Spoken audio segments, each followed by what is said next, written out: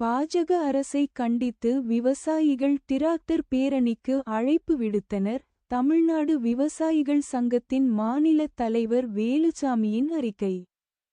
நாராயணசாமி நாயுடுவின் தமிழ்நாடு விவசாயிகள் சங்க மாநில தலைவர் ஆர். வேலுச்சாமி வெளியிட்ட அறிக்கையில், மத்திய பாஜக அரசு கடந்த 2024 முதல் 2025 வரை நிதிநிலை அறிக்கையில் விவசாயிகள் உற்பத்தி செய்யும் விளைபொருட்களுக்கான குறைந்தபட்ச ஆதரவு விலை (MSP) உறுதி செய்யப்படும் என்று அறிவித்தது.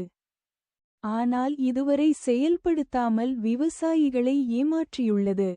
நாடு முழுவதும் உள்ள விவசாய சங்க அமைப்புகள் செயல்படுத்தாத மத்திய பாஜக அரசை கண்டித்து அந்தந்த மாநிலங்களில் டிராக்டர் பேரணிகளை நடத்த திட்டமிட்டுள்ளன.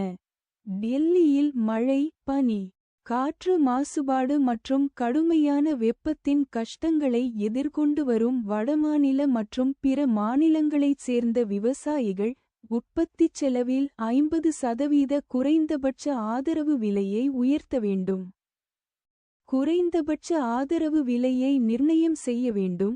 தேசியமயமாக்கப்பட்ட வங்கிகளில் விவசாயிகள் வாங்கிய அனைத்து பயிர் கடன்களையும் தள்ளுபடி செய்ய வேண்டும். விவசாயிகளுக்கு எதிராக மத்திய அரசு கொண்டு வந்த மின்சார ஒழுங்குமுறை சீர்திருத்தச் சட்டம் 2020 ஐ திரும்பப் பெற வேண்டும் மற்றும் பல்வேறு கோரிக்கைகளை வலியுறுத்தி வருகின்றனர்.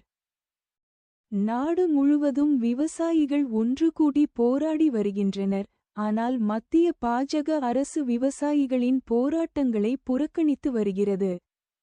மத்திய பாஜக அரசை கண்டித்து நாடு முழுவதும் விவசாயிகள் நடத்தி வரும் போராட்டத்திற்கு ஆதரவாக ஜனவரி 26ஆம் தேதி காலை 10:30 மணிக்கு திருவண்ணாமலை மாவட்டம் ஆரணி நகரம், ஆரணி தாலுகா, காமராஜ் சிலை அருகே வேலூர் சாலையில் இருந்து உழவர் பெருந்தலைவர் நாராயணசாமி நாயுடுவின் தமிழ்நாடு கிசான் சங்கம் தலைமையில் டிராக்டர் பேரணி ஏற்பாடு செய்யப்படும்.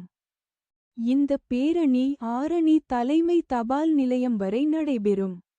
எனவே அனைத்து விவசாயிகளும் டிராக்டர் பேரணியில் தவறாமல் பங்கேற்குமாறு கேட்டுக்கொள்கிறேன். அவர் இவ்வாறு கூறினார்.